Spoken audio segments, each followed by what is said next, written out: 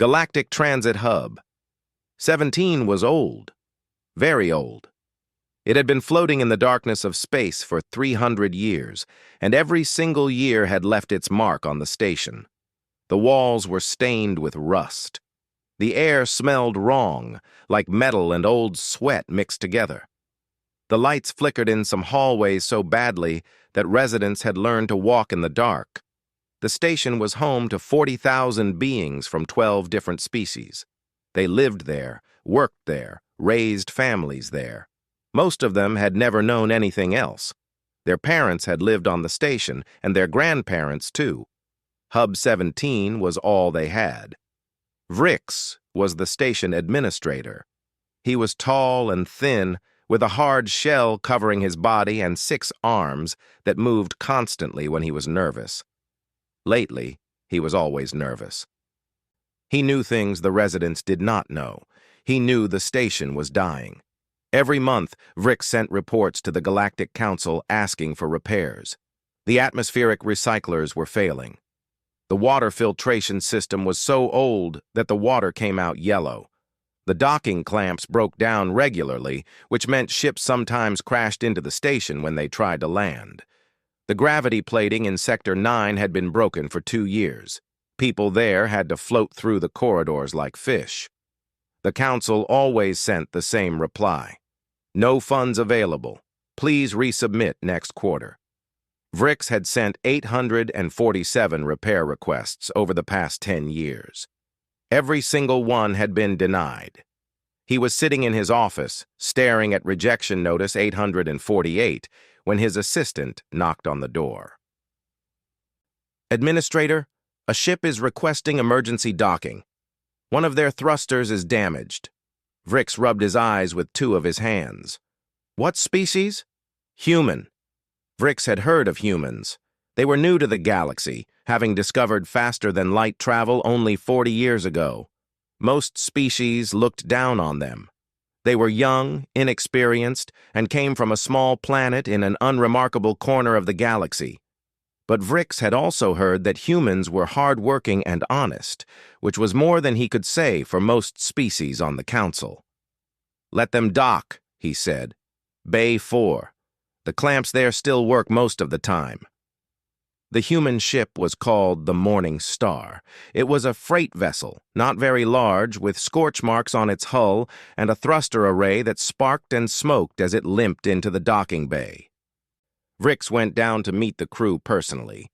He did not often do this, but he was curious about humans. The captain was a woman named Park Jisoo. She was in her 50s, with gray hair pulled back in a tight knot and a face that showed no expression at all. She wore a simple gray uniform, and when she shook Vrix's hand, her grip was firm and strong.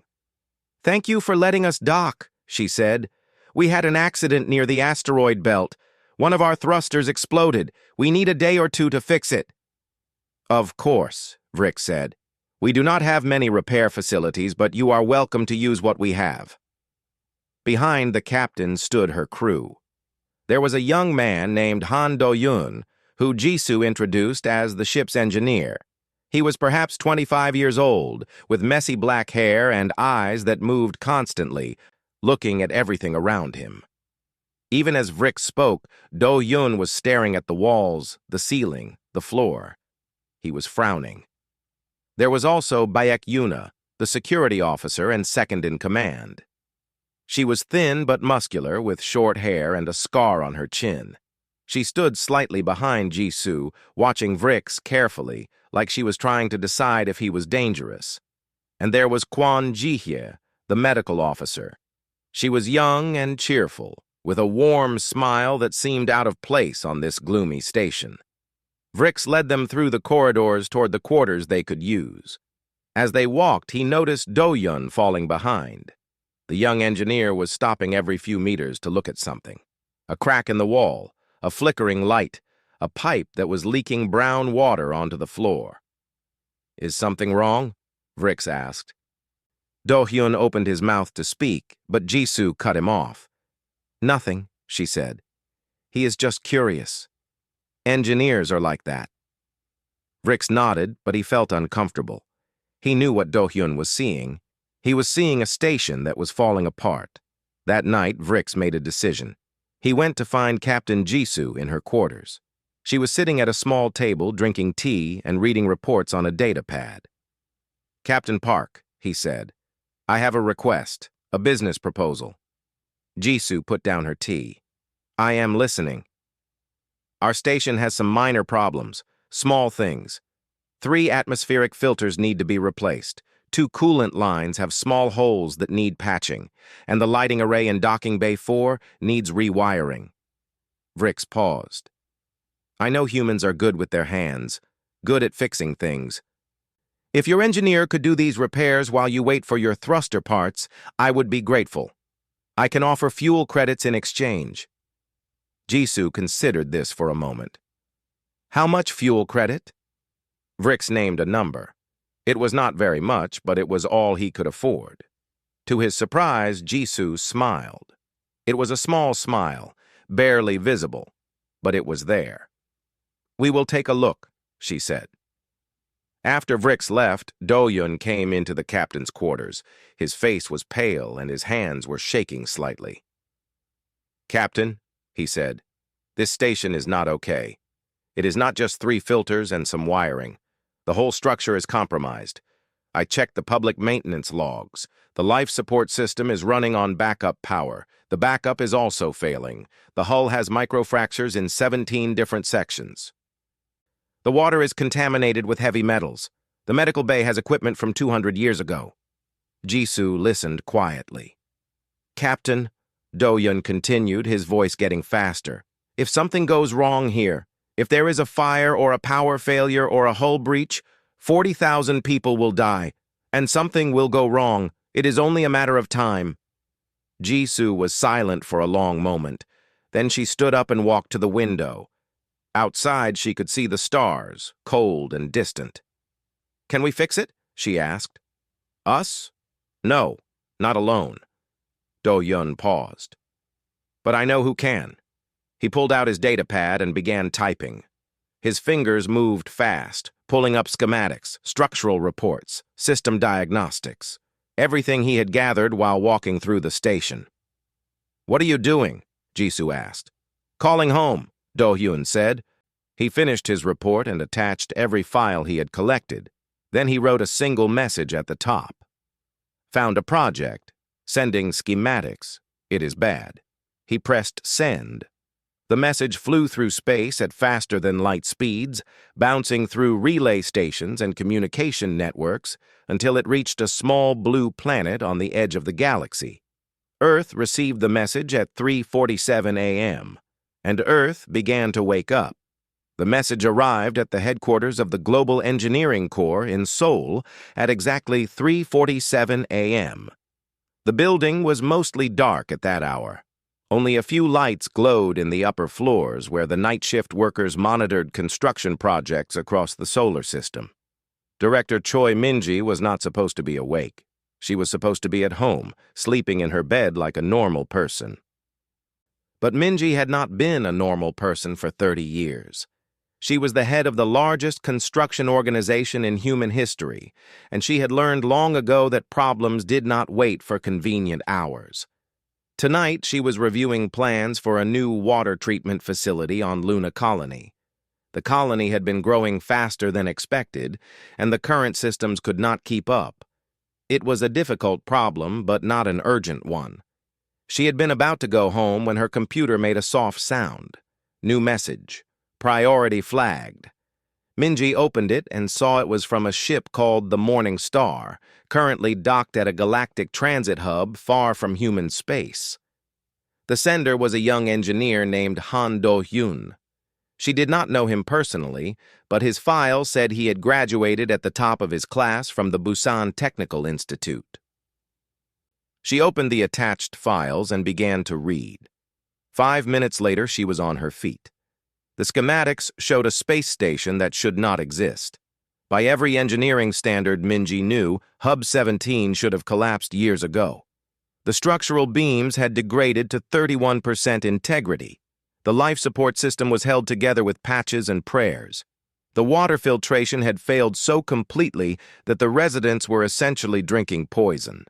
The medical equipment was older than Minji's grandmother. 40,000 people lived there. 40,000 people who had no idea they were living in a death trap. Minji did not hesitate. She did not call a meeting. She did not ask for permission. She did not fill out forms or submit requests or wait for approval from some committee that would take 6 months to make a decision. She simply opened a communication channel to every engineering facility on Earth and began to speak. "This is Director Choi. I am declaring a humanitarian emergency. All available resources are to be redirected immediately. Wake up whoever you need to wake up. I want ships in the air within 2 hours." Her deputy, Yoon Tae-woo, appeared on her screen within minutes. He was at home, and he had clearly been sleeping. His hair was messy and his eyes were red. "Director," he said, yawning. "What is happening? I am seeing alerts from every department." "Look at these files," Minji said, sending him the schematics. "A galactic station is failing. 40,000 lives at risk." Tae-woo opened the files. As he read, his face changed. The sleepiness disappeared. His eyes went wide. "This is bad," he said quietly. "Yes." "Director, this station belongs to the Galactic Council. We do not have permission to—" "They asked for help," Minji interrupted. "A human ship is docked there, and the station administrator asked them for repairs. That is enough." Tae-woo was silent for a moment. Then he nodded slowly. "What do you need?" "Everything. Fabrication ships, construction drones, raw materials, medical supplies. I need the orbital shipyards working at full capacity. I need the Jakarta plant producing hull plating. I need the São Paulo facility making life support components. And I need the Deep Space Fleet to change course immediately." "The Deep Space Fleet is near Jupiter," Tae-woo said. "They are finishing the mining platform." "The mining platform can wait. People cannot." Tae-woo took a deep breath. "Director, do you understand what you are asking? This will cost— I cannot even calculate how much this will cost. Trillions. Maybe more." Minji looked at him steadily. "Do you remember why we became engineers, Tae-woo?" He blinked. "What? Do you remember? Think back to when you were young, when you first decided you wanted to build things. Why did you make that choice?" Tae-woo was quiet. Then, slowly, he smiled. It was a sad smile, but also proud. "Because I wanted to help people," he said. "Yes," Minji said. "So did I. So help me help them." Tae-woo straightened his shoulders. "I will wake up the teams." Within 1 hour, the engineering facilities of Earth were fully active. Lights came on in factories from Korea to Brazil to Kenya. Workers rushed to their stations, pulling on uniforms and drinking coffee as they ran. Machines that had been sleeping began to hum and roar. In the orbital shipyards above Earth, 17 fabrication ships powered up their engines. These were not ordinary ships. They were massive vessels, each one as big as a small city, designed to build entire space stations from scratch. They carried millions of tons of raw materials in their holds, along with armies of construction drones that could work without rest, without sleep, without ever getting tired. At 4:30 a.m., the first ship broke orbit and jumped to faster-than-light speed. By 5 a.m., all 17 ships were on their way. In her office, Minji watched them go on her tracking screen, little dots of light racing across the galaxy toward a station full of people who had no idea help was coming. Her assistant, a young woman named Shin Yoonji, brought her a cup of tea. "Director," Yoonji said carefully, "the council is going to be angry. We are doing this without their approval. There could be consequences." Minji took the tea and sipped it slowly. "Let them be angry. They might ban human ships from their stations. They might impose sanctions. They might—" "Yoonji," Minji said, cutting her off gently. 40,000 people are going to die if we do nothing. What kind of consequences could possibly matter more than that?" Yunji had no answer. Minji turned back to her screen. The dots were moving fast now, crossing vast distances of empty space in seconds. In a few hours, they would arrive at Hub 17. She thought about the station administrator who had asked for help. He had asked for 3 filters and some wiring. He had asked for crumbs because crumbs were all he thought he could get. He had probably never imagined that anyone would offer more. He was about to learn something about humans. On Earth, the night shift was ending. The sun was rising over Seoul, painting the sky in shades of orange and gold. Workers who had been awake for hours were finally going home to sleep, knowing that somewhere in the galaxy, their work was racing toward people who needed it. Minji stayed at her desk. She would not sleep tonight. She would not sleep until this was done. Her computer made another sound, a message from the Morning Star. Captain Park Jisoo had sent a single line. Understood. We will keep them busy. Minji smiled. It was a tired smile, but it was real. The ships flew on through the darkness, carrying hope and steel and the stubborn human refusal to accept that some things could not be fixed. Behind them, Earth kept spinning, kept working, kept building, because that was what humans did. Do-hyun worked through the night in Docking Bay 4, just as Administrator Vrix had requested.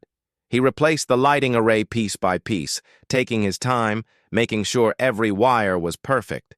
It was simple work, the kind of work he could do with his eyes closed, but he worked slowly on purpose. He was waiting. Captain Jisoo had told him to keep the station calm. Do the repairs they asked for, she said. Be visible. Be normal. Do not let anyone suspect that help is coming. So Do-hyun worked, and he waited. And he tried not to think about the message he had sent to Earth 6 hours ago. At 2 a.m. station time, his communicator buzzed. It was a message from home, short and simple. First ships arriving in 30 minutes. Prepare the station. Do-hyun's heart began to beat faster. He put down his tools and walked quickly to the captain's quarters. Jisoo was already awake, sitting in the dark, staring at her own communicator. They are coming, she said. I know. Jisoo stood up and stretched. She was calm, the way she was always calm. But Do-hyun could see something in her eyes. Pride, maybe, or relief. Wake up Yuna and Jihye, she said. We have work to do. 20 minutes later, the first human ship dropped out of faster-than-light travel just outside Hub 17's sensor range. Then another ship appeared. Then another. Within 5 minutes, 17 massive fabrication vessels were floating in the darkness, their running lights blinking like distant stars. On the station, Baek Yuna was the first to notice. She was in the security office, monitoring the external sensors as a favor to the overworked night shift guards. When the sensors began detecting ships, she thought it was a glitch. The numbers made no sense. 17 vessels, each one bigger than the station itself? Impossible. Then she saw the registration codes. Earth. Global Engineering Corps. Yuna ran. She found Administrator Vrix in his quarters, sleeping fitfully on a narrow bed. She shook him awake without apology. Administrator, you need to see this. Now. Vrix grumbled and complained, but he followed her to the observation deck. When he arrived, he stopped moving. He stopped breathing. He simply stood there, staring out the window with all 6 of his eyes. The space around Hub 17 was filled with ships. They were enormous. Each one was covered in lights and machinery with massive cargo doors that were already opening. From inside those doors, swarms of silver objects poured out like water from a broken dam. What are those? Vrix whispered. Construction drones, Yuna said. Millions of them. The drones descended on the station like insects on a flower. They moved in perfect formation, thousands at a time, each one knowing exactly where to go and what to do. Some attached themselves to the outer hull and began cutting away damaged sections. Others carried fresh metal plating from the cargo ships, welding it into place with bright flashes of light. Vrix watched, unable to speak. The station's communication system crackled to life. A calm voice spoke in perfect galactic common. Hub 17, this is Construction Lead, Oh Sun Woo with the Earth Engineering Corps. Please advise your residents to remain in their quarters for the next 7 hours. We are going to make some noise. Vrix finally found his voice. What? What are you doing? There was a pause. Then Sun Woo's voice came again, patient and kind. We are fixing your station, Administrator. I only asked for 3 filters, Vrix said weakly. Yes, we know. Outside the window, cargo pods were detaching from the fabrication ships. Each pod was the size of a building. They drifted toward the station and locked onto specific sections with magnetic clamps. Drones swarmed over them immediately, unpacking equipment, installing new systems, replacing old technology with new. Yuna handed Vrix a data pad. This is the work order our engineer submitted. Vrix looked at it. The list was hundreds of pages long. Every failing system on the station was documented. Every structural weakness, every broken pipe, every outdated machine, detailed repair plans for each one. This is everything, Vrix said. This is the entire station. Yes, Yuna said simply. Vrix's legs felt weak.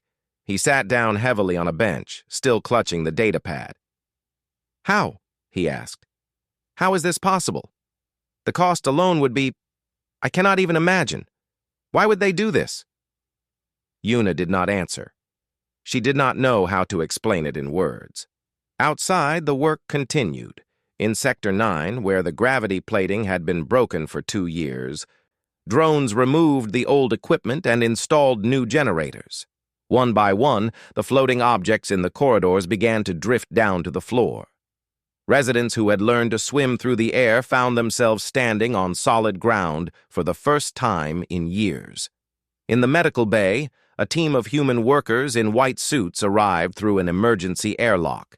They carried boxes of equipment, scanners, and surgical tools and medicine that the station had not seen in decades. Dr. Kwon Ji-hee led them, her cheerful smile now replaced with focused determination. In the water treatment facility, drones tore out the ancient filtration system and replaced it with something new. For the first time in a century, clean water began flowing through the pipes. Crystal clear, safe to drink. The noise was incredible. The whole station rang with the sound of construction, of metal being cut and welded, of old things being torn away and new things being built. But it was not a frightening noise. It was the sound of hope. Captain Jisoo found Vrix on the observation deck an hour before dawn. The administrator was still sitting on the same bench, watching the work outside. His compound eyes were wet with moisture. On his homeworld, this was how his species cried. Jisoo sat down beside him. Administrator, she said gently. 3 filters, Vrix whispered. I asked for 3 filters. That was all I thought I could ask for. All these years, sending requests to the council, begging for scraps, being told no over and over again. I stopped hoping for more. I stopped believing more was possible. He turned to look at her. Why? Why are your people doing this? You do not know us. You owe us nothing.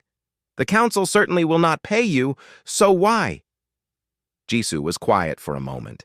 Then she reached into her pocket and pulled out a small photograph. It was worn and faded, clearly very old. It showed a village by a river, simple houses made of wood and stone. This was my grandmother's village, Jisoo said. 60 years ago there was a great flood. The river rose and destroyed everything. The houses, the roads, the farms. My grandmother lost her home, her possessions, everything she had. She paused, looking at the photograph. Do you know what happened next? People came. Strangers from other villages, other cities, other countries. They came with tools and materials, and they rebuilt the village. Not because anyone asked them to, not because they would be paid. Simply because people needed help. Jisoo put the photograph away. That is who we are, Administrator. When someone needs help, we help. It is not complicated. Vrix stared at her. But the cost is not your concern, Jisoo said firmly. Some things are more important than money. Outside, the sun was rising. Not a real sun. Hub 17 was far from any star, but the station's lighting system had been upgraded. The corridors were brightening, simulating dawn, and for the first time in 300 years, the light was warm and golden instead of harsh and white. It was going to be a new day. When the station's day cycle began, the residents of Hub 17 woke up to a different world. The first thing they noticed was the air. For generations, the air on Hub 17 had tasted stale. It smelled like rust and old machines and too many bodies living too close together. People had stopped noticing it because they had never known anything else. Now, the air was clean. It tasted fresh, like morning on a green planet, like the wind after rain. People stopped in their doorways and simply breathed, filling their lungs with something that felt almost magical. The second thing they noticed was the silence. The station had always been loud. The old machines groaned and wheezed. The pipes rattled. The ventilation system screamed like a wounded animal. These sounds had been the background music of their lives for 300 years. Now there was quiet. The new machines worked smoothly and silently. The only sounds were footsteps and voices and the gentle hum of efficient systems doing their jobs without complaint. And then they noticed everything else. The walls were clean. The rust was gone. The cracks had been filled and painted over. The floors were smooth and even. The lights were bright and steady, no longer flickering, no longer failing without warning. In the residential corridors, families emerged from their quarters and stared at the changes with wonder.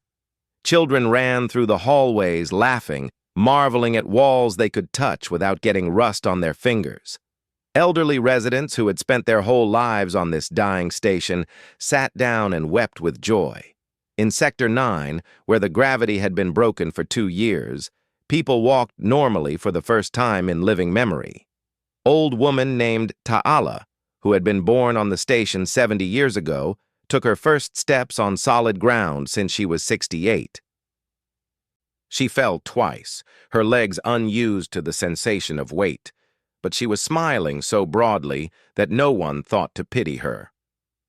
In the medical bay, Dr. Kwon Ji-hye had set up a clinic to handle any injuries from the construction work. She expected broken bones, cuts, burns, the normal accidents that happened during major building projects. Instead, she found herself surrounded by people who just wanted to see. "Is it true?" Aurelian merchant asked her, holding up a glass of water. The water was perfectly clear, not yellow, not brown, not carrying the slight metallic taste that had been normal for so long. "Is this really our water?" Jehia smiled. "Yes, new filtration system. Installed 3 hours ago. It is safe to drink now." The merchant drank the entire glass in one swallow. Then he started crying. "My daughter," he said between sobs. "My daughter was sick last year. The doctors said it was the water. They said the heavy metals had damaged her kidneys. They said she would never fully recover. If we had this water then, if we had this water years ago..." He could not finish the sentence. Jihi put a gentle hand on his shoulder.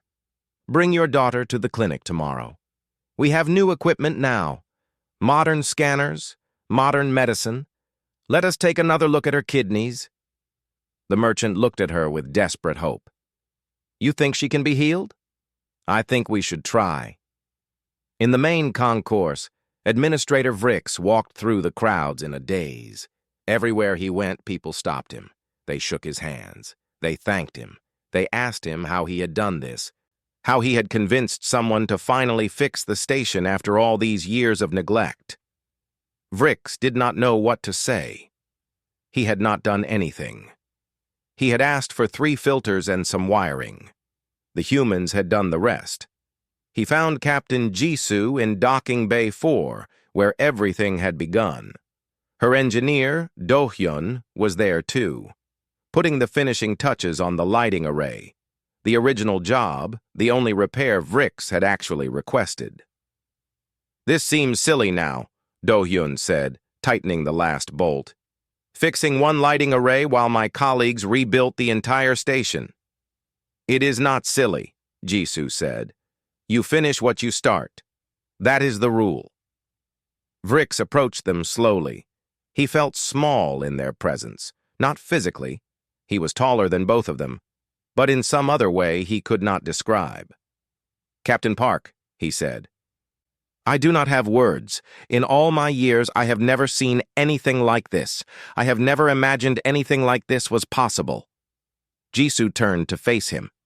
"It is always possible. Sometimes people just forget." "The Galactic Council will want an explanation," Vrix said. "They will ask why humans came here without authorization. They will ask who is going to pay for all of this." "Let them ask. They might be angry. They might punish your people somehow." Jisoo shrugged. It was such a human gesture, so casual, so unconcerned. "Then they will be angry. It does not change what we did. It does not change what was needed." Vrix struggled to understand. His entire life, he had lived in a galaxy where everything had a price, where help came with conditions, where favors were tracked and repaid with careful precision. The idea that someone would do this, spend trillions of credits, mobilize an entire fleet, rebuild a station that did not belong to them, without expecting anything in return, it was beyond his comprehension. "On my world," Vrix said slowly, "we have a saying. Nothing is free. Everything has a cost. Someone always pays." "On Earth, we have a different saying," Jisoo replied. "Do for others what you would want them to do for you." "That is it? That is the whole saying?" "That is the whole saying." Vrix considered this. It was so simple, so impossibly simple. "What if others do not do the same for you?" he asked. "What if you help them and they never help you back?" Jisoo smiled. It was a warm smile full of something Vrix could not name. "Then we helped someone who needed it. That is enough." Outside the station, the construction fleet was preparing to leave. The work was done.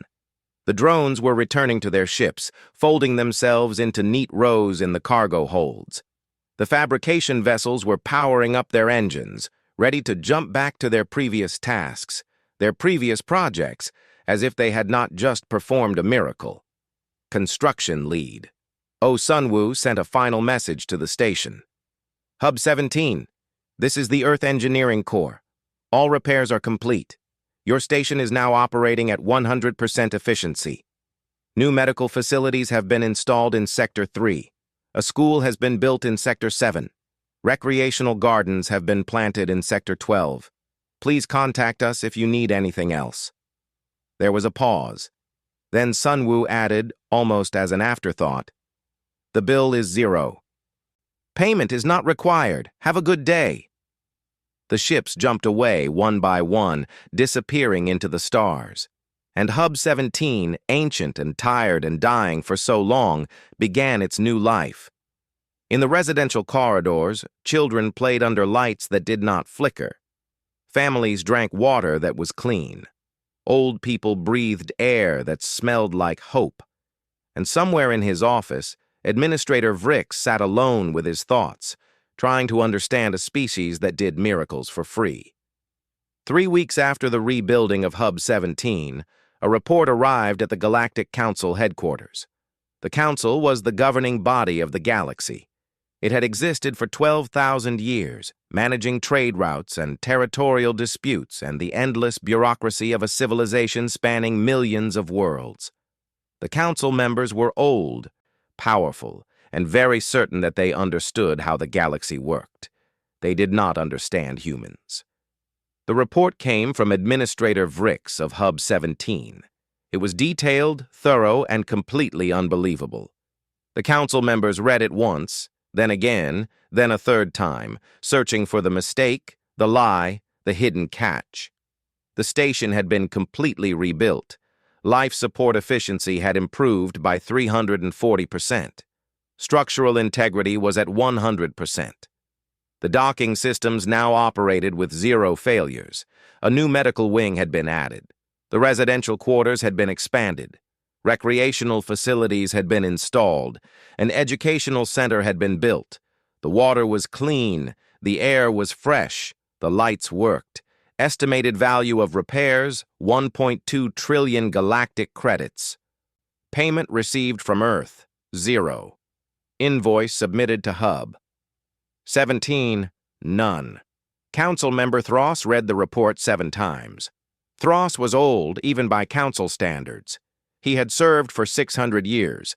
He had seen empires rise and fall. He had witnessed species discover faster than light travel and join the galactic community. He had negotiated treaties and trade deals and peace agreements across 100 wars.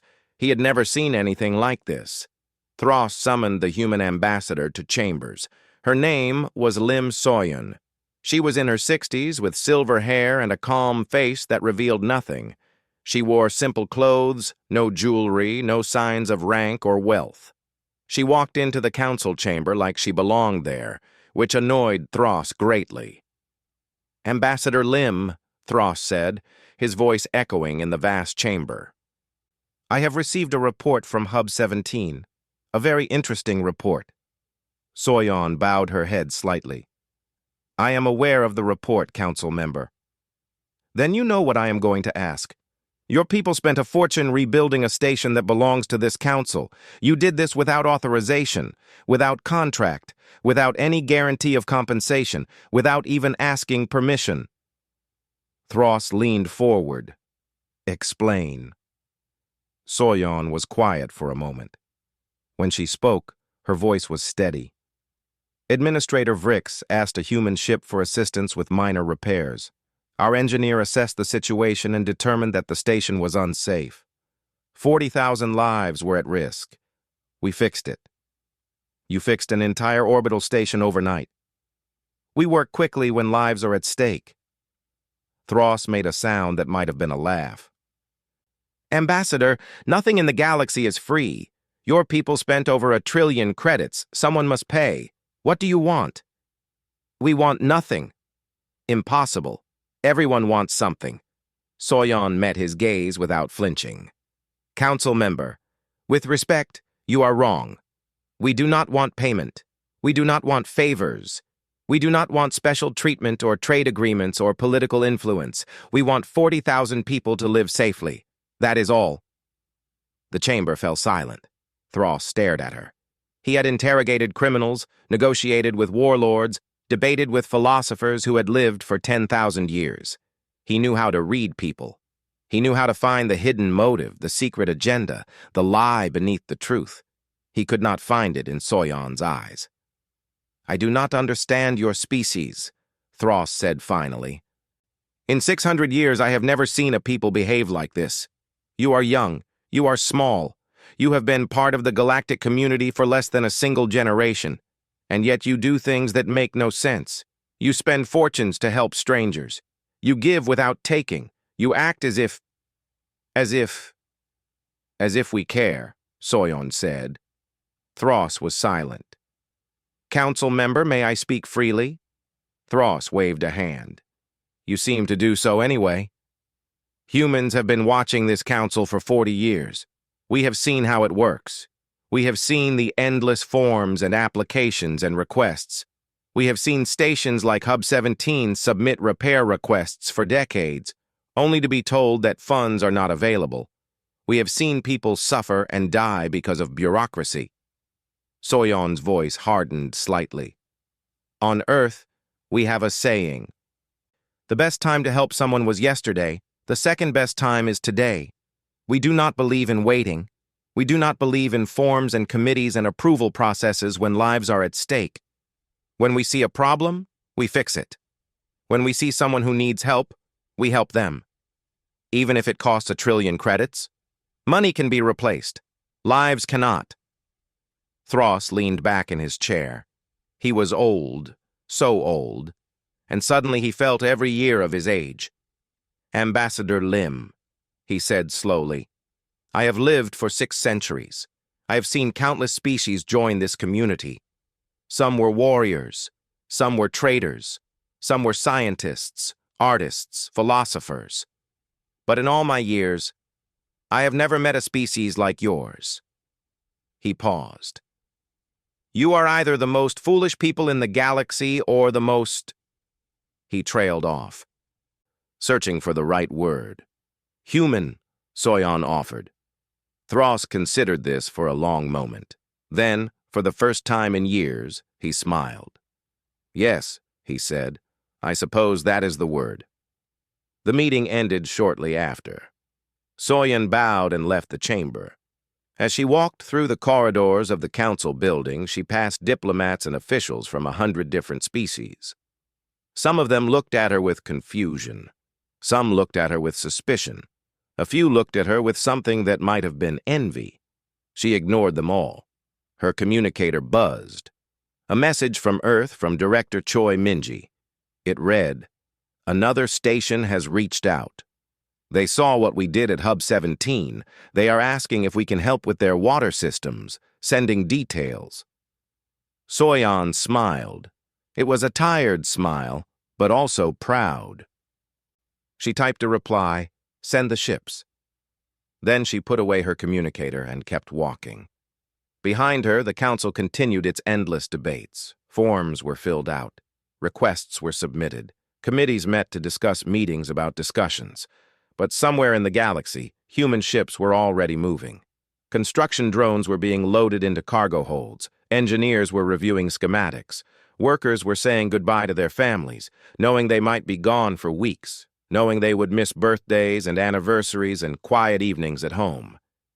They went anyway, because someone had asked for help. And that was reason enough.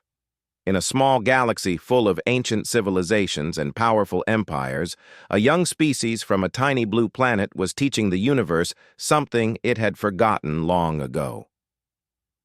That help did not need to be earned, that kindness did not need to be repaid, that sometimes the only reason you needed to do good was because good needed to be done. The humans called it simply being human, and the galaxy, slowly, was beginning to understand.